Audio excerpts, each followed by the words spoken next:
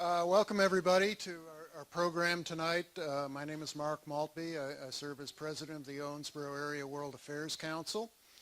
We're a nonprofit educational organization, and we put on programs like this about 3 times each semester. And so we're happy that you could come tonight. I wanted to thank Brescia University for allowing us to use this facility, as they always have. And Sister Cheryl, thank you very much. And also wanted to extend thanks especially to Daniel Cuthey, who made the arrangements for our speaker tonight. And so I think it's appropriate that Daniel provide the introduction to our speaker. Usually we have these programs that deal with, terrifying international events today, terrifying diseases and germs and stuff, but here's Daniel to give you a little bit of background on our speaker. Hello everybody, welcome. Thank you very much for coming out. I'm political science faculty here at Brescia University, and we're very lucky to have Angelia Sanders coming and joining us from the Carter Center. She works as the Associate Director of the Trachoma Control Program currently. She has her Master's in International Study from Old Dominion University and then Master's of Public Health from University of South Florida. And prior to this, she's done various work in international aid and education, in disease prevention and eradication, including working with the Peace Corps, with an NGO that she started herself with 1 or 2 other people called Tamani Africa, and now with the Carter Center, which does a lot of great work, waging peace, and the other catchphrases that it has. So please, everybody, welcome Angelia, who will give us this excellent presentation.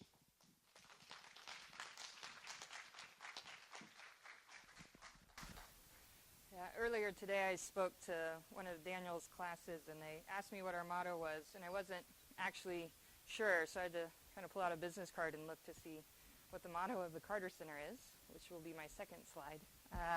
So today I'm going to talk about neglected tropical diseases and specifically focus on 2 of the diseases that I have worked with the Carter Center, one of them being trachoma and the other one guinea worm disease. There are some pictures that, not graphic, but you'll probably squirm a little bit in your seats. So the mission of the Carter Center is waging peace, fighting disease, and building hope. And that's the Carter Center overall.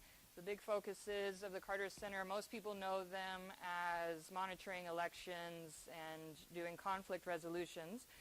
And they don't realize that actually the bulk of the Carter Center is focused on public health diseases in developing countries. So the mission of the health programs is fighting disease and building hope at the grassroots. So really going into countries and working with the different ministries of health, ministries of water, ministries of education in order to do programs. And with this, the characteristics of the Carter Center, and one of the things that I think makes the Carter Center unique is this focus that programs need to be owned by the governments in which you're conducting them.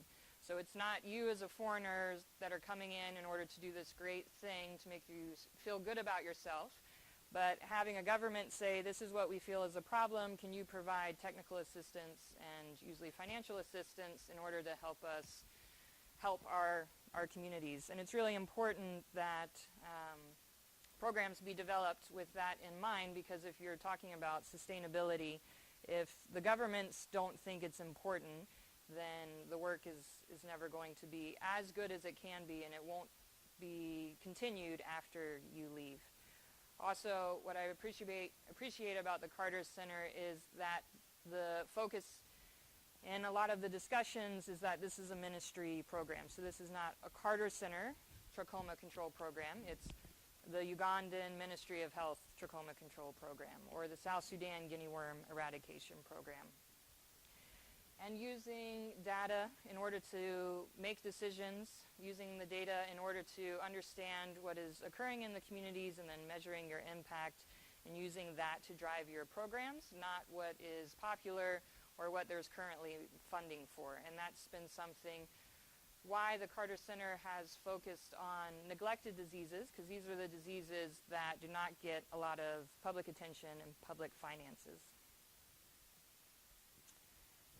There are lots of different neglected tropical diseases. They're very diverse. They're found in almost 150 countries in the world, with people who have either one or more, and this is about 1 in 6 of those living will be affected by NTD in some way.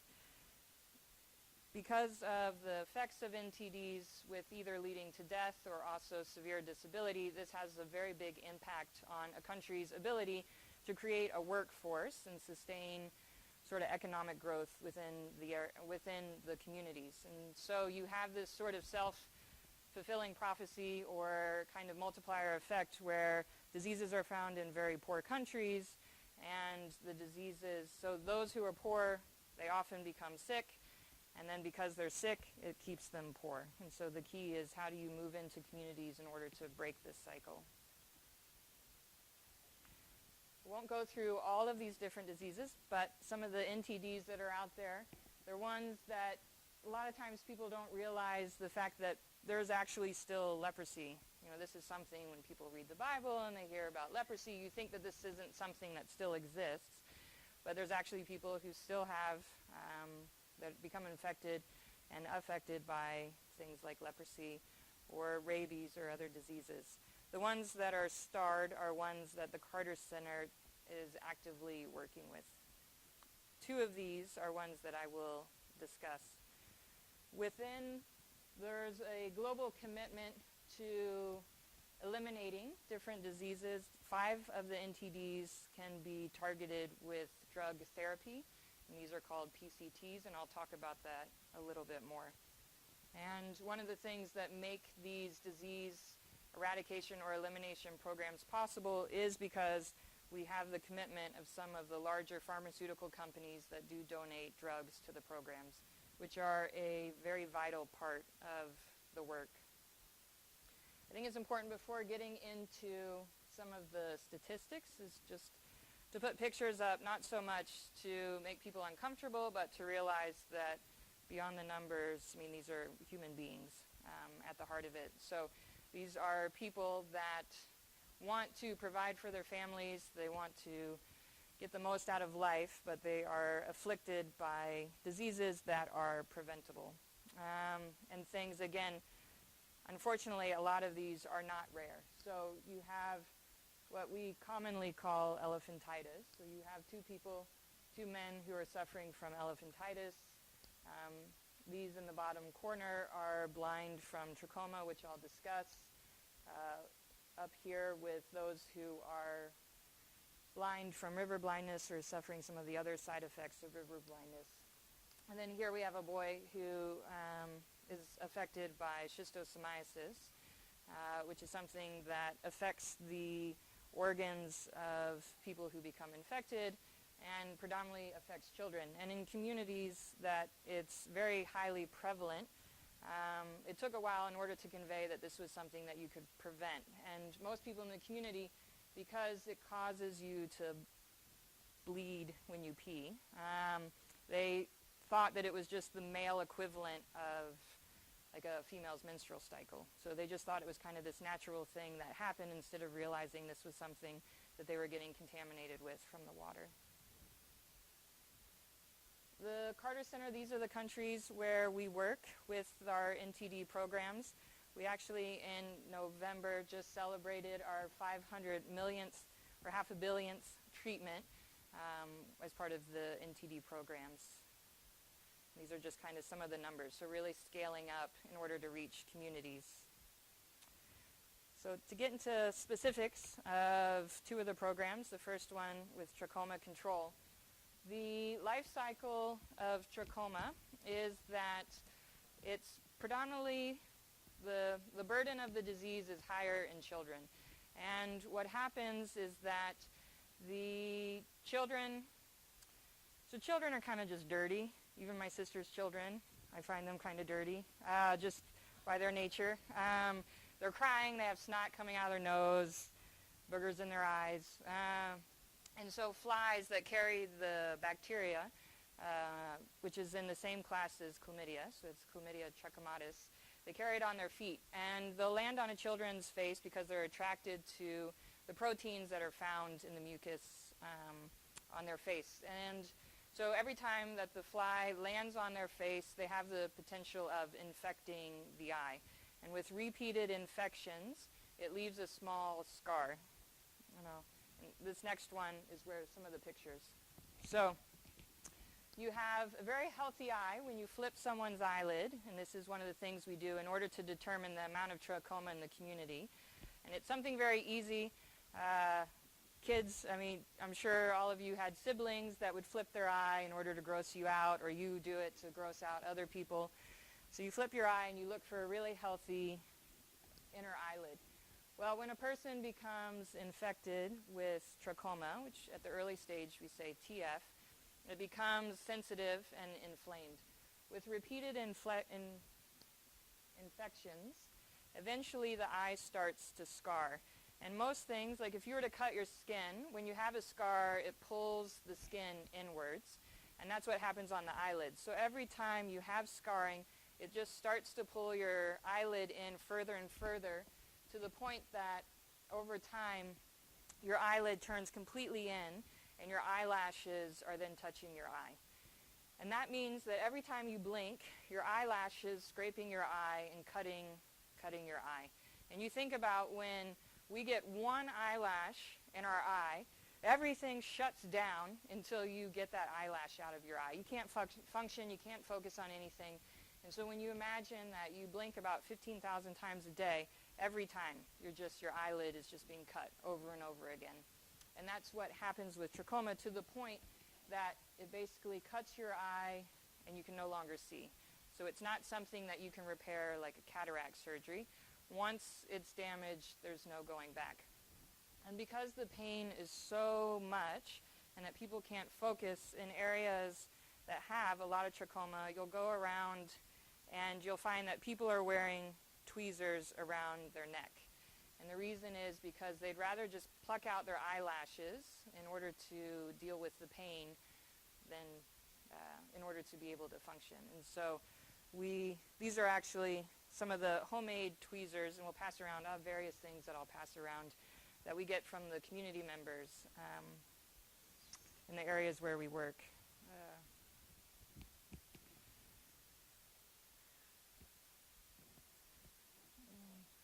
So the areas that the Carter Center, what my program supports, are currently we're in Sudan, South Sudan, Ethiopia, Uganda, Mali, and Niger. And we've reached our targets in the areas where we worked in Ghana and Nigeria.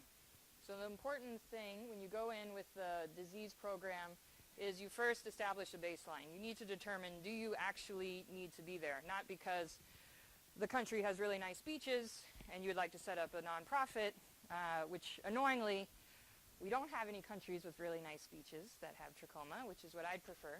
But going in, flipping people's eyelids in order to determine how much trachoma is there, and then managing your program based off how many years you think it will need to be. And then regularly going back into these areas in order to monitor your progress. So in the case of Uganda, we have where the prevalence of trachoma was over 30% in some areas, and this was mostly it's a region called Karamoja that is very marginalized by the government, extremely poor. They tend to move around with cows, very limited resources, and so you find the disease is usually in the poorest of the poor and the most marginalized communities. And then after interventions, we went back last year in order to see how our progress is, and we're very happy.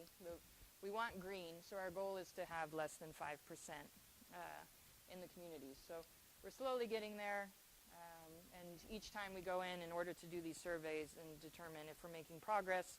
If we're not, asking ourselves critical questions, what are we doing wrong, and being very honest. If trying something, if it doesn't work, own it, and then find a way to improve.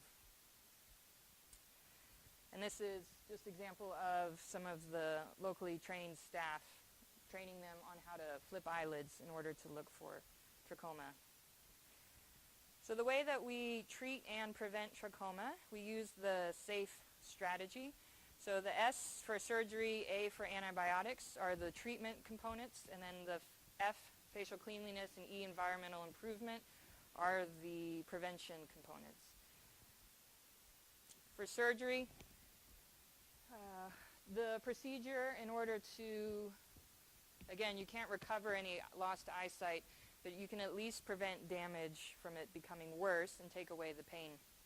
So we train nationals on how to conduct the surgery. It's about 15 minutes per eye. Do it in very rural settings, and you make a small slit in the eye and use sutures to basically kind of take the eyelashes from pointing inwards and pulling them and having them point out in the right direction. And this is surgeries that we're doing. First screening, put a piece of tape, make sure you know that you're doing the correct eye, and then doing surgeries in the field. So this picture I took when I was living in South Sudan, and there was a very small clinic that had given us space in their storage area, hence all the boxes in the back.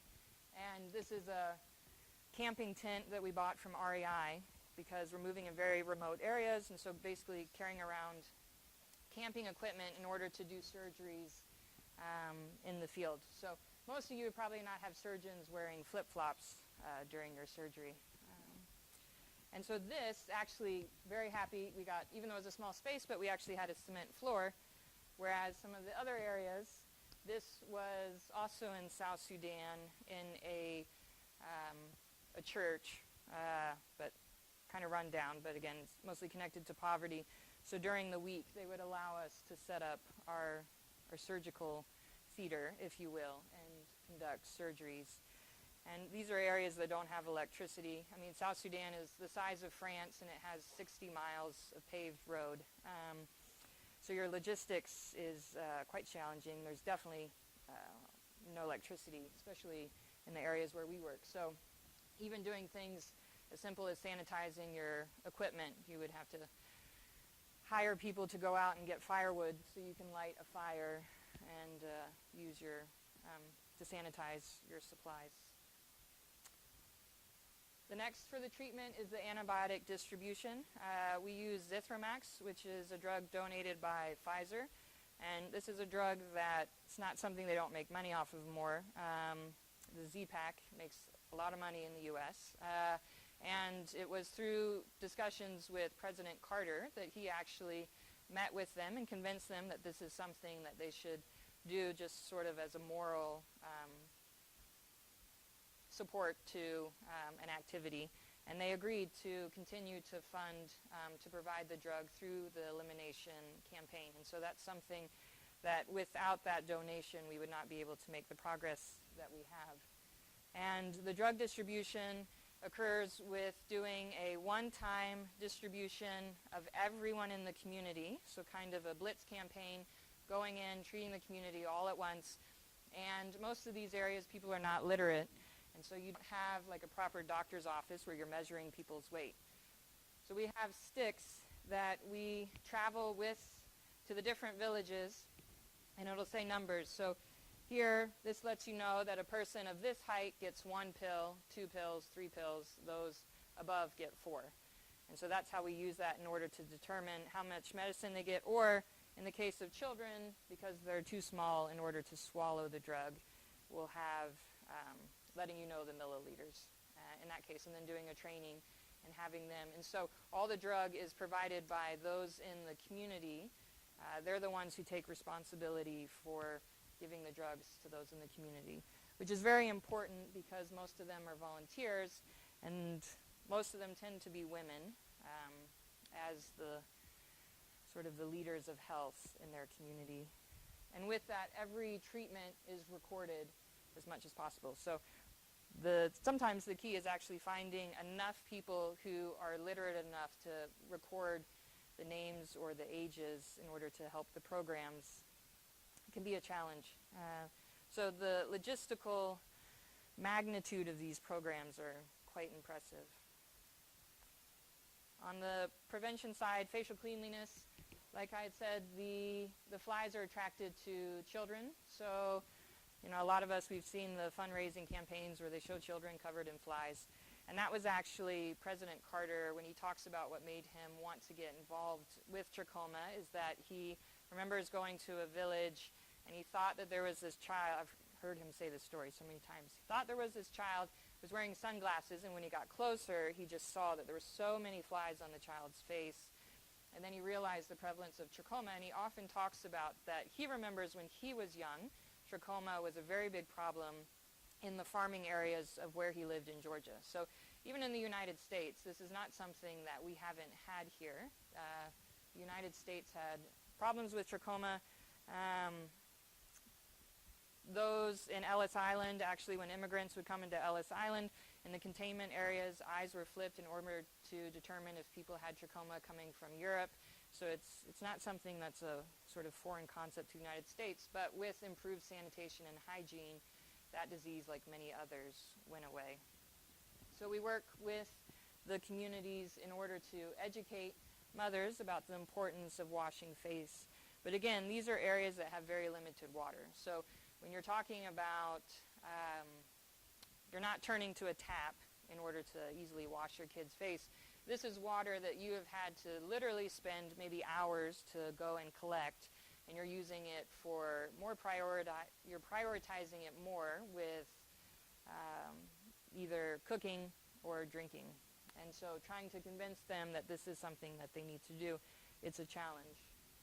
And we do this using different educational materials. So developing materials that the communities respond to, pictures that they like, and I kind of brought some examples. So this is one that we used in South Sudan, and we would go through, teach those in the community on how the important messages. So there's no words on it, because we know that where this particular item was used, people aren't able to read or write. And so kind of telling a story about trachoma and leading communities through the process of learning what the disease is and also how to prevent it and what they can do to treat it. And so this would be one in South Sudan, made out of material that people could carry because, we're walking, don't have vehicles. And this is one that was developed, I can give you both at once, for Niger. And so this might be used by a health worker that has a little bit more education. And so on one side, you would have pictures showing behaviors that are negative, and then as you go through, you're positive. And then on the back, we have it in French and Arabic, so that it could be used in different parts of the country, and they would be able to reference the language that's most relevant.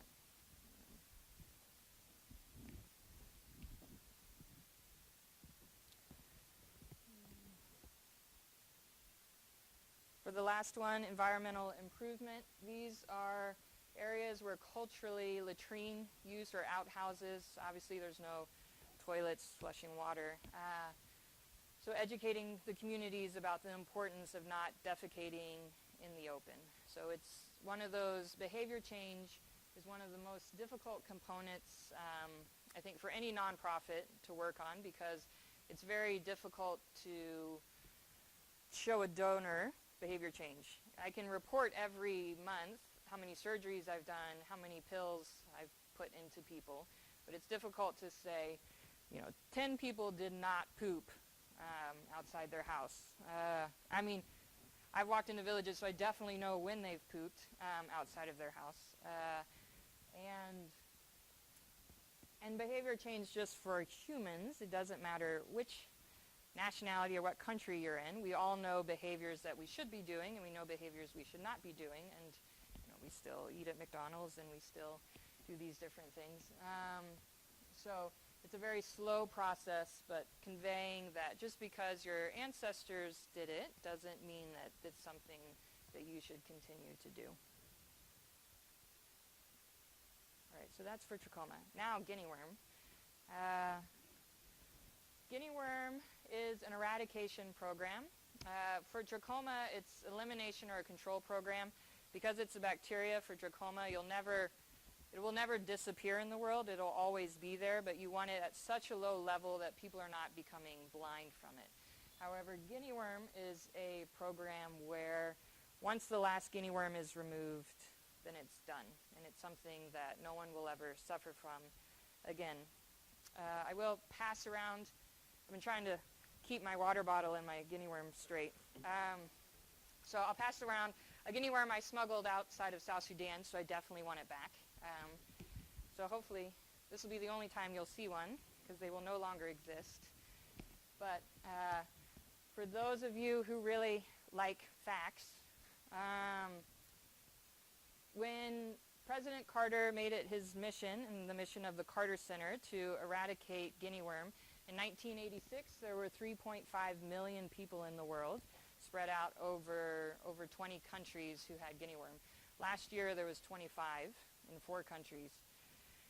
So it's really close. We're actually competing with polio. So we really want to beat polio to be the next disease to be eradicated. And guinea worm will be the only disease eradicated purely based off of behavior and health education. There's no medicines, there's no drugs you take. It's purely based off changing your behavior and basically breaking the life cycle of guinea worm, which I'll talk about. The 4 countries, and this is what has kept guinea worm still a problem, is Ethiopia, South Sudan, Chad, and Mali. So most of those are not the securest places. South Sudan is currently in the middle of a civil war.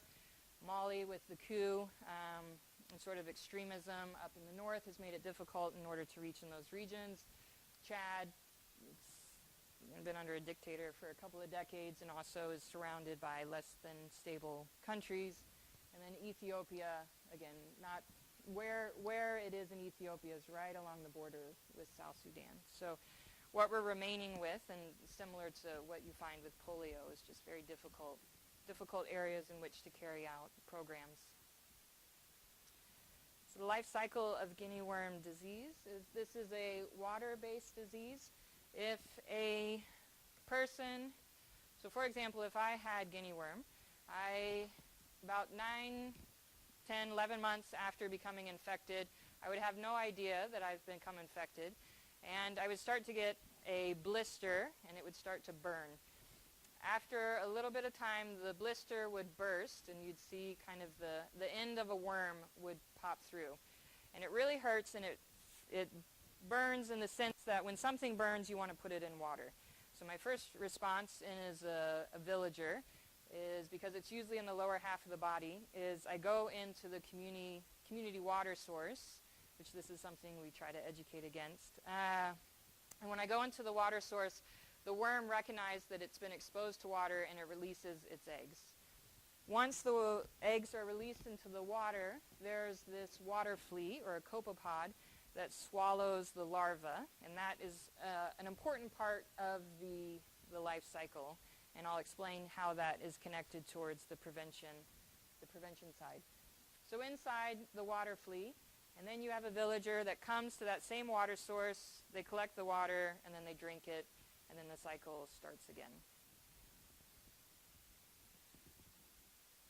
So the way that we work in order to eradicate it and prevent it is through village-based surveillance, health education, case containment, bait, a larvicide, and putting in clean water. So with that, surveillance, this is the biggest thing, because it just takes one person with guinea worm walking into a water source that will create an outbreak the next year. And you don't know how successful you were this year until about 10 months, and then you know whether you did your job or not. So as employees, you don't know whether you're going to keep your job until about 10 months from now. And we heavily rely on village volunteers. Again, it's mostly women.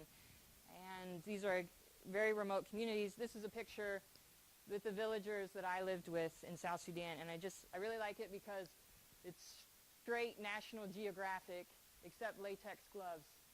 So we had provided the latex gloves and gauze and things that they needed in order to treat people in their community that had guinea worm disease. And just providing those sort of basic health concepts is some of the residual positive effects with health education. And doing the supervision, which is important. So this is a coworker of mine. In a lot of these areas, again, because there's not roads and there's not infrastructure, when the rainy season happens, there's times that you have to move with your bicycle because of your Land Cruiser can't get there. It's filled with water, and so we're having to carry our bikes across a river in order to reach a village with a rumored case of guinea worm. So really having to track down every single rumor. Providing health education about the life cycles. Again, a lot of people have different sort of superstitions or traditional beliefs about where it came from.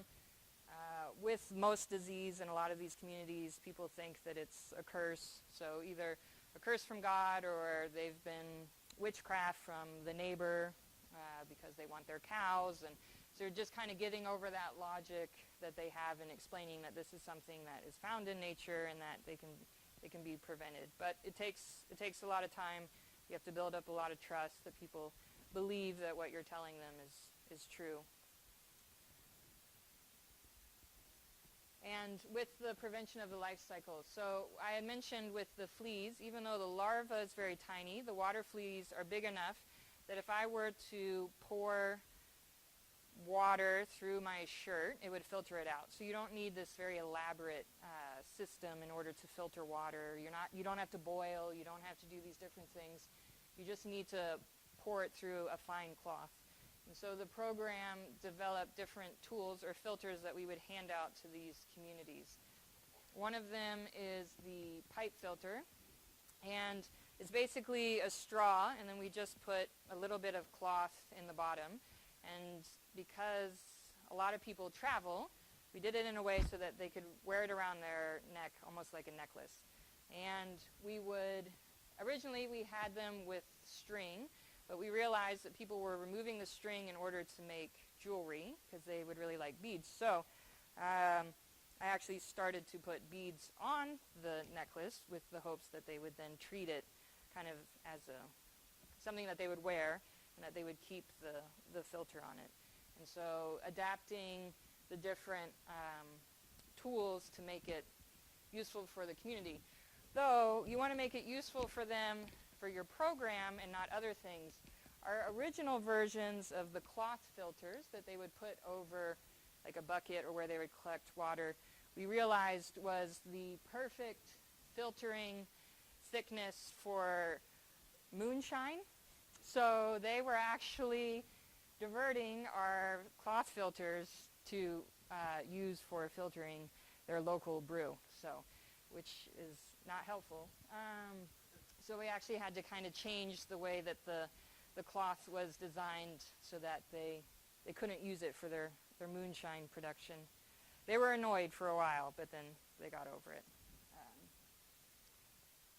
And then case containment. So the worms can get pretty long. I've removed one about this long from a person's body. You can have multiple ones. They come out from everywhere on your body. One man that I treated, he had 18 worms at one time. So had them from his wrist, bottom of his foot. He had one coming from his testicles. Just had these worms. So obviously, and he was a man like in his mid-20s, so a very important economic provider for his family. And you can't work when you have worms, very painful worms coming out of the bottom of your foot. So this is how it kind of contributes to the poverty, maintaining that poverty cycle within your home, because not only was he able to work, but then you're keeping usually your children home to do the chores for you. So you're keeping them away from school and other activities. So the key is that when a person has a worm, that you keep them 100% contained, and that means keeping them out of the local water source. And currently we do that through straight up bribing. So at this stage, when you're so close to the end game, we have them in a kind of like a hospital tent that we set up in areas that have cases, a history of cases, and there's a fence around it, and we say, we'll provide food to you and your family, and these are areas where food is very difficult to get. Bring your whole family. We'll feed everyone 3 times a day, and when you leave, we give a mosquito net, a bed mat, and now we actually have a financial reward that if you stay in a containment center, I think it's in South Sudan, $50 a day, and if you report someone who has guinea worm and you bring them to a case containment center, you also get money. Because at this stage, you're spending a lot of money trying to get it eradicated. The Bill and Melinda Gates Foundation is actually one of the bigger donors to this eradication campaign. And President Carter actually joked, he's like, it would be cheaper to just put them up at the Hyatt than, our current methods. But the problem is you gotta find them. And there are no Hyatts or Four Seasons in South Sudan. And so that incentive is really helping kind of bringing those last cases, and that's how you also know that your program is reaching everyone. So the further along that you come in the eradication program, the more money you offer, because you want everyone who suspects they have guinea worm to come forward. I think they're still negotiating what the final amounts will be. I think the United Arab Emirates, when they were at the end, it was like either $1,000 or $5,000 for a case, and no one came forward, and so they could say, we're confident that they've eradicated it in that country. With a bait application, this is a larvicide. With the flea that I discussed, we will put it into the water sources. You can see that this is not very appealing water, but this is the water that the communities have. I mean, it's like chocolate milk. And this is the water. So this is me in South Sudan. And this water source is what the animals drink. It's what people bathe in. It's what they wash clothes. It's used for drinking water. It's used for cooking. So everything centers around this water source. And it was the source of infection the year before, and then therefore the sources of cases for this particular year. And what we do is when with that mapping, with knowing where the endemic villages are, right before we expect the worms to emerge, we go and we put this larvicide called a bait into the water so that it kills the water fleas. So if a person walks in, if there's no fleas, then the larvae die. So it kind of takes out that middleman and prevents the life cycle from continuing. But when you talk also about education, I mean, you're having to kind of train community members on the concept of volume. How do you measure volumes of water in order to add chemicals? So it takes some practice. Lastly, with guinea worm and safe water, at the end of the day, most of your diseases all come down to a lack of clean water. And people will often ask, if I were to invest in one thing, for me it would be clean water, and then the second would be sanitation facilities. So within the sort of nonprofit community, the acronym is WASH, so water, sanitation, and hygiene is really at the heart of most diseases that we have. And getting different organizations and groups willing to pay for, in this case, boreholes to be put in communities so that they have access to the clean water and not have to use these other water sources. The important thing with this kind of work, and again what I find very admirable about the Carter Center, is the monitoring and evaluation that goes with the programs. And I think this is really, when you look at organizations, you have those who sit in the capitals, and then those that really go out to the bush and make sure that the work is being done the way that it should be. And it's not easy. So this is village from the air, all the different compounds, and it takes time in order to reach these different areas. So sometimes you have a vehicle that can drive up to the front gate. Other times you might have to walk for hours. Other ones, if it's rocky, I mean, you might have a few days that it takes you to reach these communities. And with that, sleeping then in the communities. During my time there, during a given month, this is my tent from, I built up a lot of points from REI during this time on camping gear with sleeping in the tent. So during a given month, usually sleeping in a tent about 20 days out of the month, setting it up in the community. I can say that goats, for some reason, really like rubbing up on your tent in the middle of the night. Yeah, they're attracted to the tents. I'm not a fan.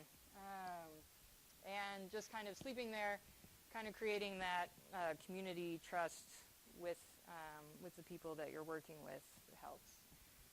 And this would be the compound. So when I wasn't in a tent, then this would be my compound that I would return to.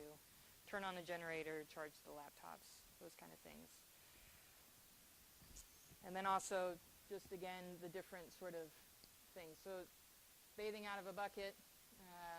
This is our pit latrine. I would like to highlight this ginormous lizard that was in there for a few days. We tried to woo it out with chickens and all sorts of things, but it took a while.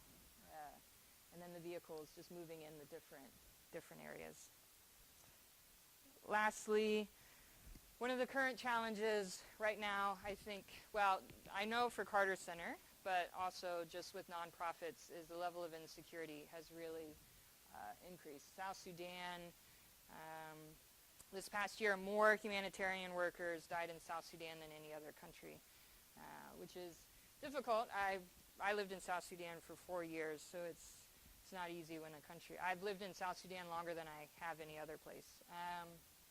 And so when the shift towards humanitarian workers, there's definitely in the past sort of the rules of war that were more keenly observed, and you just see the rules of war, if you will, has gone down. So humanitarian workers are being targeted just in order to make a political statement that you didn't necessarily have before, or just because of resources.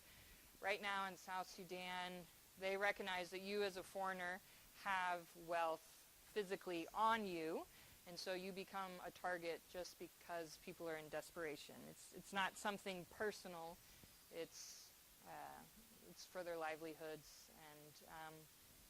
and there's very limited consequences. So it's difficult to expect consequences for things like carjackings when there's an overall war and acts of genocide that are happening in the broader context. And I think this moving forward is something that's going to become more and more of a challenge within this field, and things that people are, if they're interested in becoming involved in, should be aware of.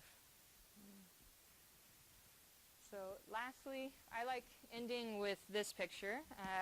This is a girl in one of the communities where we did the drug distribution. She has her little cup of where she had gotten the Zithromax, the syrup. And I just really liked this girl. She was just very positive, really fun to be around, and she just carried around this, her doll. So it's a Coke bottle full of sand with some fake hair, and then a smiley face drawn on the cap. And this was kind of like her most, precious thing that she would carry with her. And I think it's good when you look at someone like this, is that the purpose of this program is order to prevent this girl who has her whole future ahead of her from becoming blind. Because if things were to be left as they are now, she'll become blind. This particular area of South Sudan, normally trachoma, the advanced stages, you find in people over 40 years old, because it takes that repeated infection. In this particular district, we were finding children as young as 7 that were already starting to go blind. So this is a disease of the old that we're finding in some of these areas that are affecting very young children. And so having a program like we have now will hopefully, if things stabilize, will enable her to be someone that contributes to her society and is able to help them develop. So, all right. I do have just a 1-minute little trailer. If you're interested in this kind of thing, the Carter Center had 3, if this has piqued your interest, they have 3 documentaries that were actually shown on PBS, I believe, and I think they're good. So they have one on river blindness, and they're all about 56 minutes, one on guinea worm, and then one on trachoma. And I'll show you just the 1-minute trailer.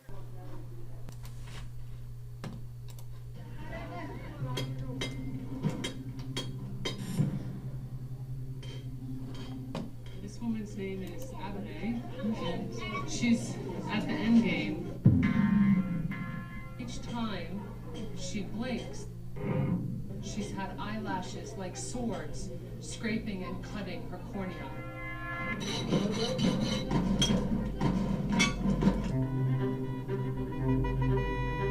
The kids are the reservoir of infection of trachoma, and the flies that are attracted to the kids' faces go straight to the mothers.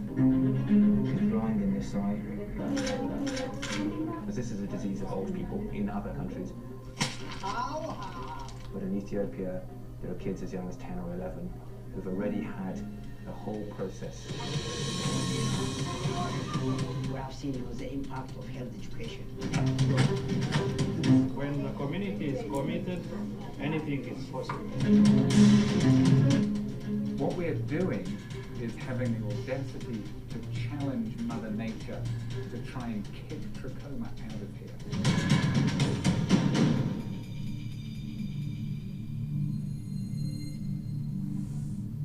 That is all. Any questions? Have questions, either Justin, one of our wonderful students here at Brescia, or I will bring you the microphone. So just raise your hand because we're recording this. If you speak into the microphone, we'll have that on record. So thank you, Angelia. And do any of you have any questions?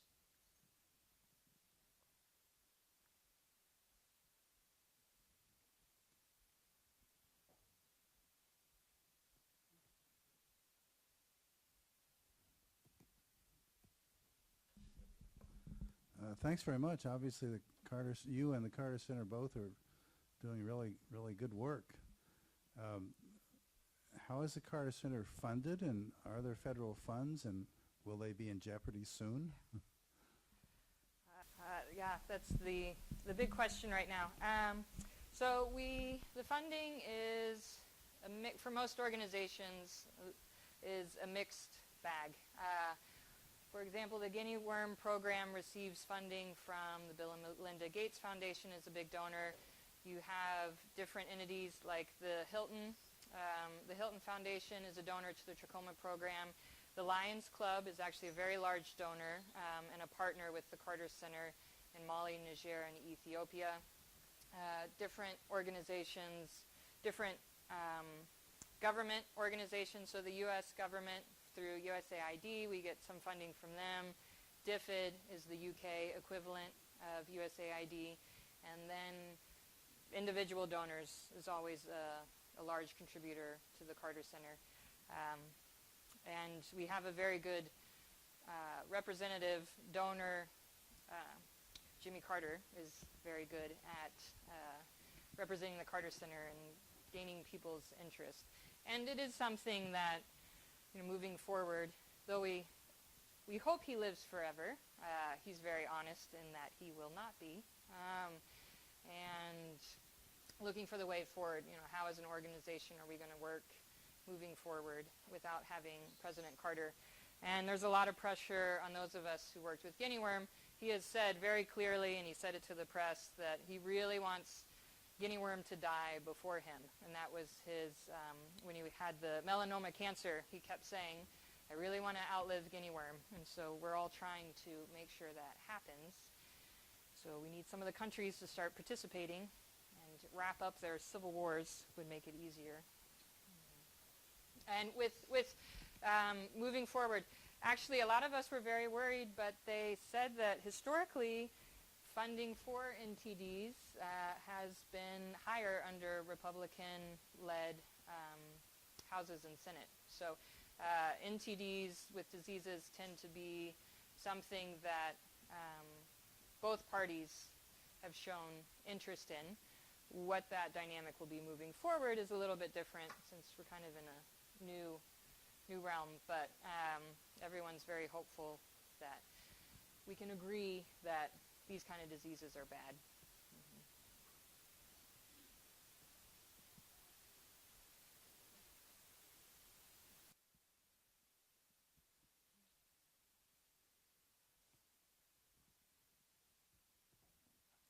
Has the situation with the political instability getting worse made it harder to get people willing to go serve in these countries?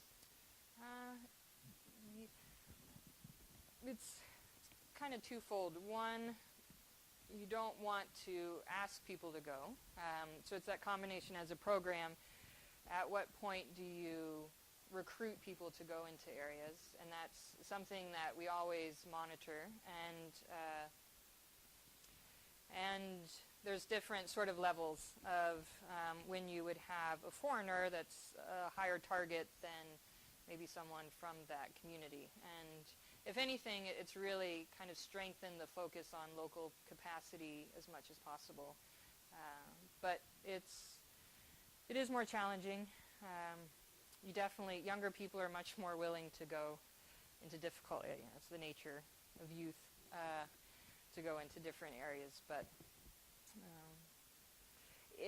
I think it's unfortunate now, they call it sort of I think the term bunkerization of humanitarian assistance. So in the past, you would live in communities much more freely, and now, sadly, you tend to create more of an enclave with security people. So you're really losing that connection that you've had. I found that the ones that were the most engaged, usually religious sort of institutions, tended to be more rooted in the community. So I was in a very remote area of South Sudan, and there was a Irish Catholic priest that had actually been based there for 10 years and spoke the language. Most of us, we didn't speak the language, and he had that personal connection that I think made his work very, very productive and really well respected.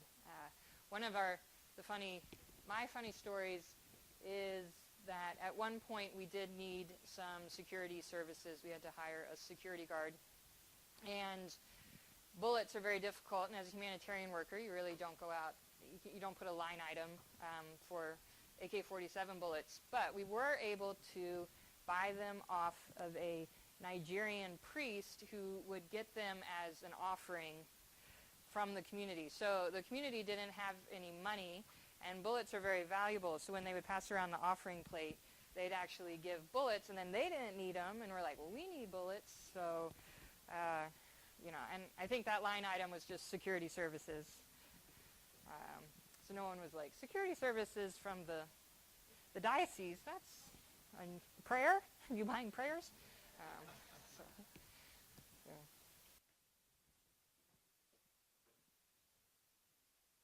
Well, thank you all very much for joining us here at Brescia University for this event that was co-sponsored between Brescia University and the Owensboro Area World Affairs Council. And I know that people in this area have very divided opinions on Jimmy Carter as a president, but I think we can all agree he's done some great things as an ex-president. So thank you very much, Angelia, for all the work you do and for joining us and teaching us this evening. Thank you.